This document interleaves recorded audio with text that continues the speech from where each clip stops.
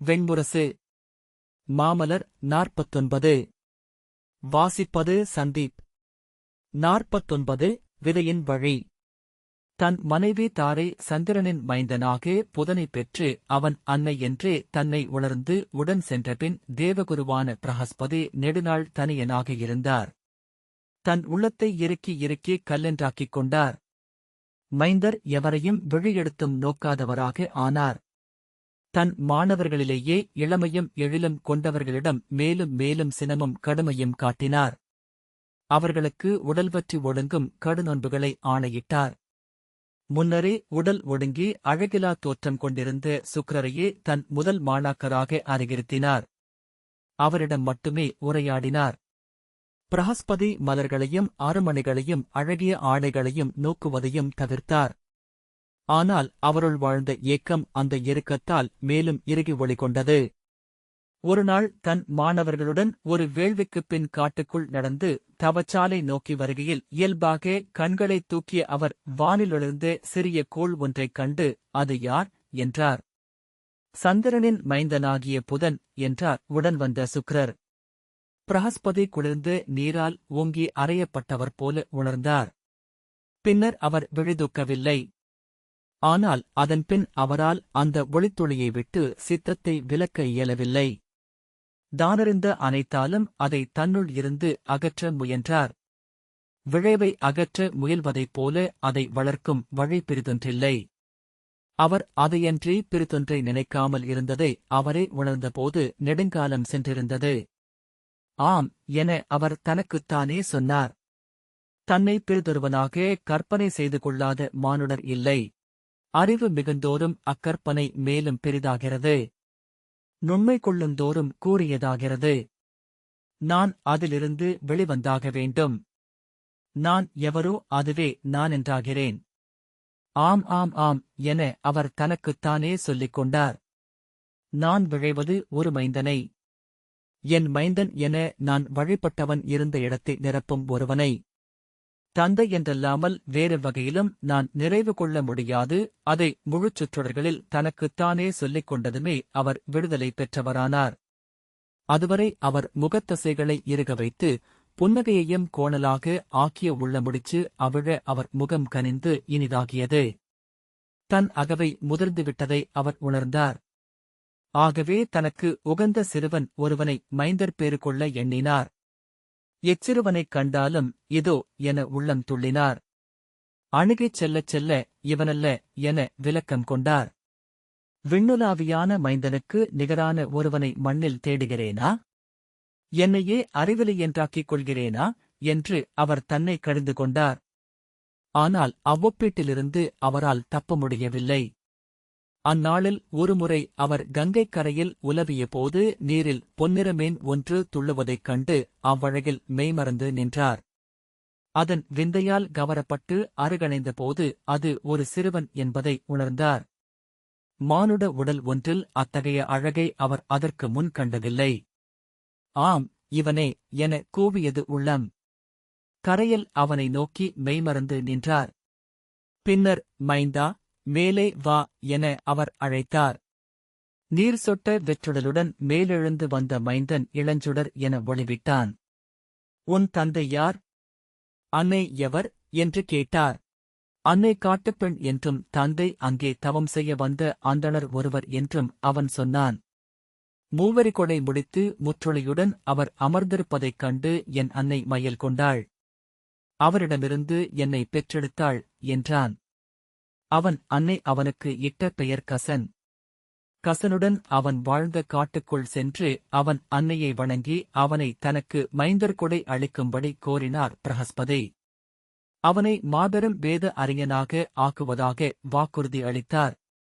ஆம், நானே அவனை உரிய ஆசிரியரிடம் கொண்டு சென்று சேர்ப்பது குறித்து கவலை கொண்டிருந்தேன். அவன் இங்கிருப்பது எங்கள் குடிக்கே இடர். அரசனின் அருமணியை மின்மினி என்று எடுத்துக் கொண்டு வந்த காகம் என என்னை என் குடியினர் நகையாடுகிறார்கள் என்றாள் அவன் அன்னை. தங்கள் மைந்தனென்றும் மாணவனென்றும் இவன் அமைக என்று சொல்லி நீரூற்றி அவனை கையளித்தாள். பிரஹஸ்பதி அவனை தன் தவக்குடிலுக்கு கொண்டு சென்றார். விண்ணில் தேவகுருவாக அவருடைய ஒளியுடல் விளங்கு ஊனுடல் இமயமலைச்சாரலில் சிந்துவின் கரையில் தர்மத்வீபம் என்னும் சிறிய ஆற்றடைக் குறையில் அமைந்த தவக்குடிலில் மாணவர்களுடன் வாழ்ந்தது. அங்கே அவருடைய மைந்தனாக அவன் சென்று சேர்ந்தான். காட்டில் கன்று மேய்த்தும் குழலூதியும் தந்தையிடம் வேதமும் வேதமேமையும் கற்றும் அவன் வாழ்ந்தான். கசனின் மெய்யழகை அக்குறு நிலையில் அனைவரும் வியந்தனர். அவனுடன் இருக்கையில் அத்தனை விழிகளும் அவனை நோக்கியே திரும்பியிருந்தன. வேறு பக்கம் திரும்பியிருந்தால் அங்கே ஆடியோ நீர்ப்பரப்போ இருந்தது. அவன் சிறு சுனைகளில் இறங்கினால் சுனைநீர் ஒளிகொண்டு அலைவிளிம்புகள் புன்னகைக்கின்றன என்று கவி புனையும் மாணவர்கள் பாடினர். மைந்தனை நோக்கி நோக்கி விழிசலிக்காதவரானார் பிரஹஸ்பதி. மெய்யழகு என்பது மானுடன் தானாகவே எய்த இயலாதது. அதனாலேயே அது தெய்வங்களின் கொடை என அவர் சொன்னார். கோடி கோடி கற்களில் சிலவே அருமணிகள். அவை மணிமுடிகளில் அமைய வேண்டியவை. செங்கோல்களில் ஒளிர வேண்டியவை. தெய்வங்களுக்கு அணியாக வேண்டியவை. பேரழகர்களின் வாழ்க்கை ஒருபோதும் எளிதென கடந்து செல்வதில்லை. அவர்களை நோக்கி விழிகள் திரும்புவதனாலேயே அவர்களின் விழிகளும் அவர்களையே நோக்கிக் கொண்டிருக்கும். தன்னைத்தான் நோக்குபவன் எதன் பொருட்டு நோக்கினும் எதையோ அறிகிறான். தனிவழி செல்கிறான் என்றார் பிரஹஸ்பதி. பேரழகர்கள் பிறர் ஆற்றவியலாத எதையோ ஆற்றுகிறார்கள். பிறர் ஏத அரிதான எதையோ ஏதுகிறார்கள். சுக்கிரர் மெல்லிய குரலில் ஆனால் என்றார். சொல்க என்றார் பிரஹஸ்பதி. பேரழகு கொண்டவர்களில் இனிது வாழ்ந்தவர்கள் அரிதினும் அரிது. அவர்களையே தெய்வங்கள் தங்கள் ஆடலுக்கு தெரிவு செய்கின்றன. தேவர்கள் போட்டி என கருதுகிறார்கள். பிற மானுடர் தங்களுள் ஒருவரென எண்ணுவதே இல்லை. பிரஹஸ்பதி அவரை நோக்கியபடி விழிமலைத்து அமர்ந்திருந்தார். செம்பு நாணயம் வாங்கும் பொருளுக்கு 5 மடங்கு வெள்ளி நாணயம் வாங்கும். பொன் அதைவிட 5 மடங்கு வாங்கும் என சுக்கிரர் தொடர்ந்தார். அன்போ வெறுப்போ துயரோ மகிழ்வோ அறிவோ இருளோ எதை வாங்குகிறார்களோ அதை. பிரஹஸ்பதி நீண்ட மூச்சுக்குப் பின் ஆம் உண்மை என்றார். அதன்பின் அவர் அதைப்பற்றி ஒரு சொல்லும் உரைக்கவில்லை. ஆனால் கசனை அதற்குப் பின் அவர் நாவெடுத்துப் புகழவில்லை. தன் தவக்காட்டின் எல்லைக்கு அப்பால் செல்ல அவனை விடவில்லை. அவனைப் பற்றிய புகழ்மொழிகளை அவர் தடை செய்தார். புதர்களுக்குள் மலர்ந்த அருமலர் என அக்காட்டுக்குள் கசன் வாழ்ந்தான். அவன் அரியவன். ஆகவே அவனை எவரும் அறிய வேண்டியதில்லை. தன்னை அறிந்து கடக்கும் ஆற்றலை அவன் அடையட்டும். வேதச்சொல் அவன் கையில் படைக்கல் மென்றாகட்டும். அதன் பின்னர் அவன் வெளிப்போந்தால் துயர்கள் விலகியிருக்கும் என்றார் பிரஹஸ்பதி. மைந்தனுடன் தனித்துலாவுகையில் ஒழுக்கம் உயிரினம் ஓம்பப்பட வேண்டும் மைந்தா என்றார். மானுடர் எவரும் ஒழுக்கத்தின் பொருட்டு கணந்தோறும் உள்ளத்துடன் போரிட்டாக வேண்டும். சூழ்ந்திருக்கும் ஒவ்வொன்றும் நம் ஒழுக்கத்துடன் ஆட விடாய் கொண்டுள்ளன. இனிய மலர்கள், நறுமணங்கள், தென்றல், வண்ணங்கள், ஒளிகள் அனைத்தும் பிறழ்க பிறழ்க என்றே நம் உள்ளத்திடம் ஆழமாக சொல்லிக் கொண்டிருக்கின்றன. ஆண்கள் தங்கள் விழைவால் வழுத வருகிறார்கள். கன்னியர் தங்கள் ஆணவத்தால், அன்னையர் தங்கள் அன்பால் வழிபிழைக்கிறார்கள். அழகர்கள் பிறர் விழைவால் பிரிவு கொள்கிறார்கள். மைந்தா, ஒழுக்கம் என்பது அறத்திற்கு கொண்டு செல்லும் பாதை. ஒழுக்கத்தில் மாறாதிரு. உன் மதிப்பால் உவகையே கொள்முதல் செய்யப்படும். மைந்தனை எந்த இடருக்கும் அனுப்பலாகாது என்று பிரஹஸ்பதி எண்ணியிருந்தார். தேவர்கள் எவரும் அவன் இருப்பதையே அறியாமலிருந்தனர். அடர்காடுகளில் எவ்விழையும் அறியாமல் பல்லாயிரம் பொன்வண்டுகள் வாழ்கின்றன. பட்டாம்பூச்சிகள் சிறகடிக்கின்றன. மலர்கள் இதழ் விரித்து நிற்கின்றன. அழகு என்பது காணப்படுவதற்கானது என்பது மானுட ஆணவம் கொள்ளும் மயக்கு. நோக்கால் முழுமை செய்யப்படும் என்றால் அது அழகெனும் போய் என்றே கொள்க. அன்னையின் விழிமுன் குழவி கொள்ளும் அழகும் காதலன் முன் கண்ணி சூடும் அழகும் காலப்பரப்பில் தோன்றி அழியும் கண்மாயங்களன்றி பிறிதல்ல. அழகென்பது ஒரு பொருளில் தன்னை நிகழ்த்தும் அதுதான் அறியும் பொருட்டு அடையும் வடிவ முழுமை. அவன் இங்கிருக்கட்டும். வேதச்சொல் வேள்விகளின் வழியாக அனலாகி நுண்மையாகி வெளியென்றாகி முழுமை கொள்வது போல கனியட்டும் என்றார் பிரஹஸ்பதி. ஆனால் சுக்கிரர் தன் அறிவுக்கு அறைகூவல் விட்டு வெளிச்சென்று அறிய ஒண்ணாததை அறிந்து அசுரரை இணைத்து அழிவின்மையை அளித்து எதிர்வந்து நின்றபோது அவருள் சீற்றம் பெருகியது. என் கண்முன் நான் பேணிய தேவர்கள் தோற்கிறார்கள். அவர்களுக்கென எதையும் செய்ய நான் கடமைப்பட்டவன் என்று அவர் மாணவர்களிடம் சொன்னார். என்ன செய்வதென்றியாமல் நிலைகுலைந்து தன் சோலையில் உலவிக் கொண்டிருந்தார்.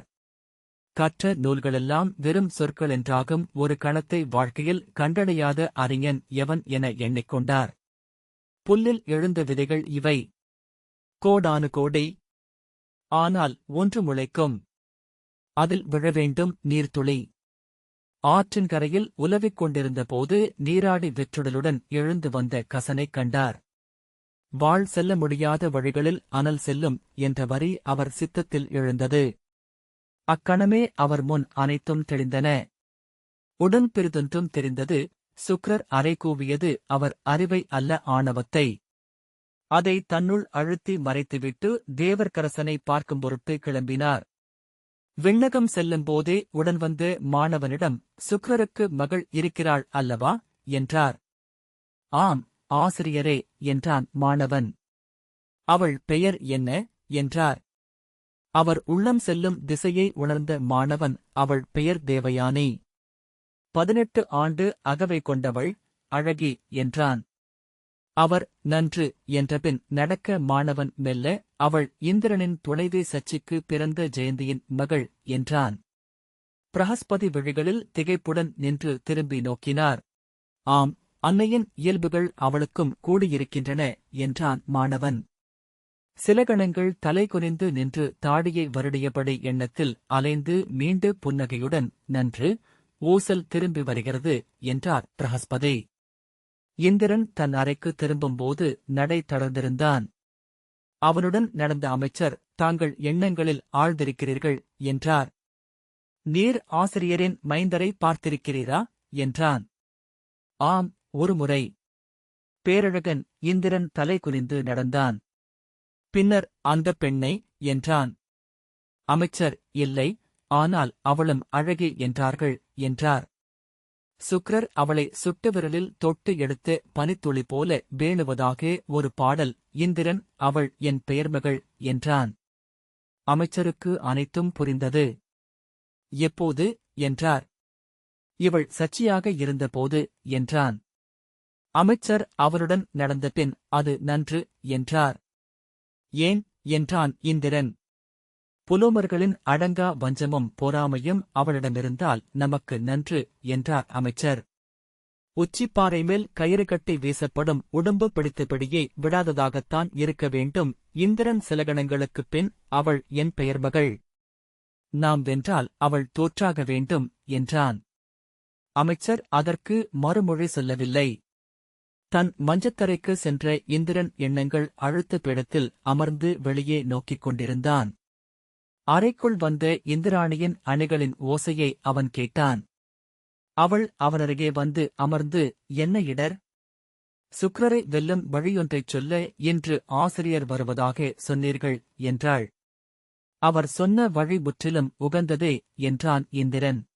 பின்னர் அவள் விழிகளை நோக்கி, ஆனால் என்றபின் என் மகளை சுக்கிரர் மணந்துள்ளார் என அறிவாயா என்றான். அவள் விழிசுருக்கி, உங்கள் மகளையா என்றாள். ஆம், அவள் உன் மகளும் கூட என்றான் இந்திரன். அவள் விழிகள் விரிந்தன. இங்குள்ளது நம் ஒளியுடல் தேவி. நம் கனவுடல் புவியில் ஊனுடல் கொண்டு எழுந்து வாழ்ந்து மடிகிறது. அக்கனவால் இந்நனவை நிறைவு செய்கிறோம். அங்கு ஊனுடல் கொண்டு வாழும் யோகியர் தங்கள் ஒளியுடலால் இங்கு வாழ்ந்து அங்குள்ள நனவை நிறைவு செய்வது போல என்றான். நீ மண்ணில் புலோமன் என்னும் அரக்கனின் மகளாகப் பிறந்தாய். அன்று உன் பெயர் சச்சி. அவள் விழிகளில் அறிதலும் மயக்கும் மாறி மாறி அலையடித்தன. இந்திரன் தன் அவைப்பாடகர்களாகிய பிரியம்பதன், சுவாக் என்னும் 2 கந்தர்வர்களை அழைத்து வரும்படி ஆணையிட்டான். அவர்களிடம், கந்தர்வர்களே, இந்திராணி சச்சியாகப் பிறந்து விண்ணுக்கு எழுந்த கதையைப் பாடுக என்றான். யாழை சுதிமீட்டி ஆழ்ந்த இன்குரலில் கந்தர்வர்கள் அந்தக் கதையைப் பாடலானார்கள். சித்தத்தின் ஆழத்தில் துளியென்று சுருங்கி அணுவென்று செறிந்து விதையென்று துயின்றிருந்த நினைவுகள் மெல்ல விழித்தெழ கண்களின் கனவு விரிய முலைக்குவைகள் எழுந்தமைய பெருமூச்சு விட்டபடி இந்திராணி அக்கதைகளை கேட்டிருந்தாள். இது தொல்கதை. தொல்கதைகள் ஒன்று பிறிதொன்றை தொட்டு எழுப்பும் ஆற்றல் கொண்டவை, அரசே. அதனால் தொல்கதைகள் முடிவுறுவதே இல்லை என்றறிக என்றான் பிரியம்பதன். கதையில் இருந்து கதைக்குச் செல்கையில் முந்தைய கதையை உளம் சுமந்து கொய்து கொள்க. மலராடிச் செல்லும் வண்டு மகரந்தங்களைக் கொண்டு செல்கிறது. முந்தைய மலரால் அடுத்த மலரை கருவுறச் செய்கிறது என்றான் சுவாக். தைத்திய குடியினராகிய அசுரர் முன்பு தேவர்களால் சிதறடிக்கப்பட்டார்கள். மண்ணில் சிதறி மானுட உருக்கொண்டு காட்டுக்குடியினராக அவர்கள் வாழ்ந்தனர். வேட்டையாடி உண்டும் மலைக்குடில்களில் ஒடுங்கியும் வாழ்ந்த அவர்கள் 1000 ஆண்டுகளில் தாங்கள் எவரென்றே அறியாமலாயினர் என்றான் பிரியம்பதன். ஆனால் அவர்களின் தெய்வங்கள் அறிந்திருந்தன. அவர்களின் குடில் முற்றங்களில் உருளை மலைக்கற்களாக கோயில் கொண்டமர்ந்து நாளும் அன்னமும் மலரும் பலி கொண்ட அத்தெய்வங்களின் விழிகள் அனலணையாதவையாகவே எஞ்சின. கமுகப் பூச்சரம் உதறித் துள்ளி ஆடிய போசகர்களின் கண்களைத் தொட்டு அகம்புகுந்து எரிந்தெழுந்தன. அசுரகுடியின் மாண்பை அவை அறை கூவின. அழியாதவர்கள் நாம், ஆள வேண்டியவர்கள் நாம், அடங்காதவர்கள் நாம் என வெறிகொண்டாடின. மீண்டும் மீண்டும் தெய்வங்களிலிருந்து தைத்தியர்கள் பற்றிக் கொண்டு எழுந்தனர் என்றான் சுவாக். பெயரற்ற சிறிய மலைக்குடி ஒன்றில் பிறந்தவர்கள் புலோமை, காலகை என்னும் உடன் பிறந்தார். சிறுமியராக இருவரும் வணங்கி நின்றிருக்கையில் வெறியாற்றெழுந்த வேலன் வேல் சுழற்றி அலறிப்பாய்ந்து அவர்களை அணுகி விதை வயிறு திறக்கட்டும், குகைச்சிம்மங்கள் எழட்டும், ஆம் ஆம் ஆம் என்று கூவி ஆர்ப்பரித்து மல்லாந்து விழுந்து நுரைகக்கி உடல் வலித்து உயிர்விட்டான். உங்கள் வயிற்றில் எழுவர் தைத்தியர்களை விண்ணேற்றும் மாவீரர் என்றனர் குலமுத்தவர்கள். தவம் செய்க. தவத்தால் அடைவதே அரிதென்றாகும். புலோமையும் காலகையும் தங்கள் குடியிலிருந்து கிளம்பி அடர்காட்டுக்குச் சென்று அங்குள்ள மலைக்குகை ஒன்றுக்குள் ஒடுங்கி தவம் செய்யலானார்கள். காலகை குகைக்குள் தவம் செய்ய புலோமை வெளியே காட்டுக்குள் கனியும் ஊனும் தேடிக் கொண்டு வந்து அவளுக்கு ஊட்டினாள். பின்னர் தன் தவவல்லமை அனைத்தையும் புலோமைக்கு அளித்து அவளை தவத்திலமர்த்தி காலகை ஊனும் கனியும் கொண்டு வந்தாள். அவர்கள் மாறி மாறி தவம் செய்து முழுமையை அணுகினர். தவம் முதிர்ந்த களத்தில் குகைக்குள் ஒளிப்பெருக்காக பிரம்மன் எழுந்தார். அங்கிருந்த புலோமையிடம் நீ விழைவதென்ன என்றார். நான் அடைவன அனைத்தும் என் தங்கைக்கும் உரியவையாக வேண்டும் என்றாள் புலோமை. பிரம்மன் மகிழ்ந்து ஆம், அதுவே நிகழ்க என்றார். என் குடிக்கு இறப்பின்மை வேண்டும் என்றாள் புலோமை. இறப்பின்மையை எவருக்கும் அளிக்கவியலாது பெண்ணே என்றார் பிரம்மன். அவ்வாறென்றால் இதை அருள்க. என் குடிப்பிறந்த பெண்ணால் அன்றி என் குலம் வெல்லப்படலாகாது என்றாள் புலோமை. அவ்வாறே ஆகுக என்று சொல்லி பிரம்மன் மறைந்தார். ஊன் திரட்டி வந்த காலகையிடம்தான் சொற்கொடை பெற்றதை புலோமை சொன்னாள். நாமிருவரும் மைந்தரைப் பெறுவோம். நம் குடி எழுக என்றாள் காலகை. குலம் திரும்பிய புலோமையும் காலகையும் தோள்திறம் மிக்க 5 இளையோரை தம் கணவர்களாக ஏற்றார்கள். அவர்களிடமிருந்து இருவருக்கும் 50 மைந்தர்கள் பிறந்தனர். புலோமையின் மைந்தர் புலோமர் என்றும் காலகையின் மைந்தர் காலகேயர் என்றும் அழைக்கப்பட்டனர். இரு குலத்திலும் வீரர்கள் ஆடிப்பாவைகள் என பெருகி நிறைந்தனர். அவர்களின் ஆற்றலால் தைத்தியர்கள் பெருகி மண்ணில் பரவினர். அவர்கள் அமைத்த நகர் ஹிரண்யபுரி என அழைக்கப்பட்டது. அவர்கள் அரசர்களை வென்று கருவூலத்தை நிரப்பினர். அச்செல்வத்தை அளித்து வேள்விகளை இயற்றி விண்ணில் எழும் ஆற்றல் கொண்டனர். ஒவ்வொரு நாளும் ஹிரண்யபுரி மண்ணிலிருந்து மேலெழுந்து கொண்டே இருந்தது. புலோமர்களின் கொடிவழியில் 108வது அரசனாகிய மகாபுலோமனின் ஆட்சியில் அது மலை மடிப்புகள் மேல் நிழல் விழுந்து மடிந்து நெளிந்து செல்ல வானில் முகில் போல ஒளி கொண்டு நின்றது. மகாபுலோமன் மண்ணிலுள்ள மன்னர்களை எல்லாம் வென்றான். விண்ணேறிச் சென்று இந்திர உலகை வெல்ல கனவு கண்டான். அக்கனவில் அவன் பொன்றா பெருவேட்கையுடன் அமராவதியில் உலவினான். அமராவதி நகரில் உலவிய தேவர் நிழலுரு ஒன்று தங்கள் நடுவே அலைவதைக் கண்டு அஞ்சி இந்திரனிடம் சென்று முறையிட்டனர். நிமித்திகரை அழைத்து உசாவிய இந்திரன் அவன் புலோமன் என்று அறிந்தான். மீண்டும் வந்தபோது புலோமனின் நிழலுரு மேலும் தெளிவு கொண்டிருந்தது. ஒவ்வொரு முறையும் அது உருத்திரிந்து வந்தது. அங்கே பெருவேள்விகள் வழியாக அவன் வேதத்திறன் கொள்கிறான். இன்னும் சில காலத்தில் அவன் இங்கே ஒளியுருவுடன் வந்துவிடவும் கூடும் என்று நிமித்திகர் எச்சரித்தனர்.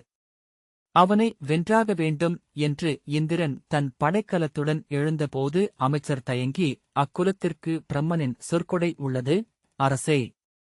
அவர்களை அவர்களின் குலத்துப் பெண் மட்டுமே வெல்ல முடியும் என்றார். இந்திரன் சோர்ந்து அரியணையில் அமர்ந்துவிட்டான். பெண்களின் பெருவஞ்சத்தால் உருவான நகர் அது. அப்பெண்கொடி வழியில் ஒருத்தியால் அது அழிக்கப்படுவது இயல்வதே அல்ல என்றார் அமைச்சர். அழிக்கப்பட்டாக வேண்டும். வேறு வழியே இல்லை என்றான் இந்திரன். ஆனால் என்னுள் ஏதும் எழவில்லை என தவிப்புடன் அரண்மனையில் சுற்றி வந்தான். இந்திரனின் அவைக்கு நாரதர் வந்தபோது அவன் அவரைப் பணிந்து, வழியொன்று உரையுங்கள், வானுலாவியே. நான் தங்கள் அடிபணியும் எளியோன் என்றான். நாரதர், அரசே, கேட்க அரிதெனத் தோன்றும். ஆனால் அக்குலத்தில் பிறக்கும் பெண்ணால் அக்குலம் அழியும் என்பதைப் போல இயல்பான நிகழ்வு பிறிதென்ன என்றார். வியப்புடன் நோக்கிய இந்திரனிடம், இதுவரை அழிந்த அனைத்து குலங்களும் அக்குலம் ஈன்ற கன்னியரால் அல்லவா அவ்வாறாயின என்றார் நாரதர். இந்திரன் அது உண்மை என அக்கணமே உணர்ந்தான். கன்னியில் எழுவது கடந்து செல்ல வேண்டும் என்னும் விழைவு. பஞ்சில் தொற்றியும் காற்றில் எரியும் பறவைக்குள் புகுந்து கொண்டும் எல்லை கடக்க வேண்டுமென கனவு காண்கின்றன விதைகள். அரசே, எல்லைகளை பெண்களின் கருவறைகள் கடப்பதன் மூலமே இங்கு உயிர்குலம் விரிந்து பரவுகின்றது என்றார் நாரதர். பெருவிழைவு கொண்ட பெண் ஒருத்தி அக்குடியில் எழட்டும். பெண் விளை என்றால் குலமே விதை. உரை கிழிக்காமல் அவள் எழ முடியாது. நாரதரின் சொல்லின்படி இந்திரன் தன்னருகே மஞ்சத்தில் துயின்ற இந்திராணியின் அருகே படுத்து அவள் காதுக்குள், கன்னி, நீ புலோமர் குலத்து இளவரசி என்று மெல்ல சொல்லிக் கொண்டே இருந்தான். உன் பெயர் சச்சி. நீ புலோமனின் மகள் என்றான். மெல்ல அவள் முகத்தில் ஒரு புன்னகை விரிந்தது. தன் கனவுக்குள் அவள் புலோமர் குலத்து அரசி தர்மையின் மகளென ஆனாள். விண்ணில் பறந்து நின்றிருந்த ஹிரண்யபுரியில் தன் கணவனருகே படுத்து விழிமயங்கிய தர்மை துயிலில் சிரித்தாள். அவள் சிரிக்கும் ஒலி கேட்டு விழித்துக் கொண்ட புலோமன், என்ன? ஏன் சிரித்தாய் என்றான். பேரழகு கன்னி ஒருத்தி சினம் கொண்டு சீறி அணுகிய சிம்மம் ஒன்றின்மேல் ஏறி முகில்களுக்கு மேல் வந்தாள். அவளை நான் அண்ணாந்து நோக்கி நின்றேன். அவள் ஒளிகொண்டு நீர்மை கொண்டு ஒரு மழைத்துளி என்றாகி உதிர்ந்தாள். என் வாயில் விழுந்தாள். தேன் என இனித்தாள். என் வயிற்றுக்குள் அவள் நுழைவதை உணர்ந்து கூசிச் சிரித்தேன் என்றாள். நெடுநாள் குழந்தை பேரில்லாதிருந்த புலோமன் அதைக் கேட்டு பேருவகையுடன் எழுந்து வெளியே ஓடி நிமித்திகரை அழைத்து வரச் செய்து குறி தேர்ந்தான். விண்மகள் போல் ஒருத்திக்கு அரசி அன்னையாவாள் என்றனர் நிமித்திகர். சிம்மம் மீது அவள் அமர்ந்திருந்தது அவள் பெருஞ்சினம் கொண்டவள் என்பதைக் காட்டுகிறது, அரசே என்று நிமித்திகர் சொன்னார்கள். குருதிவிடாய் கொண்டவள் அவள். எரிநிகர் கன்னி. அகலில் எரிந்தால் ஒளி. அடுப்பிலெறிந்தால் அன்னம். கைமீறி கூரை ஏறினால் நம்மை உண்டு அழைக்கும் பெரும்பசி. புலோமன் என் மகள் இப்புவியின் அரசி. விண்ணாள்பவள். அவள் பெருவஞ்சம் கொண்டிருப்பதே இயல்பு.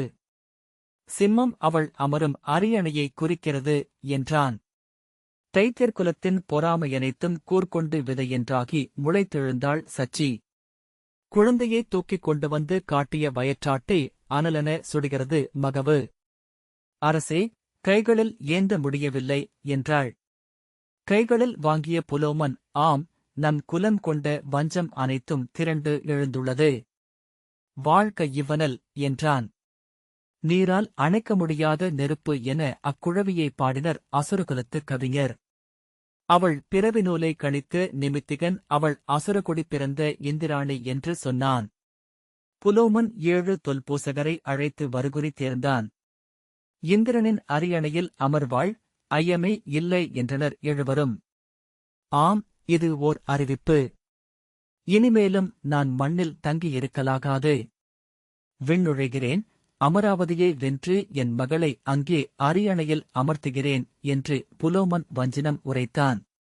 இந்த வாசிப்பை கேட்டதற்கு நன்றி.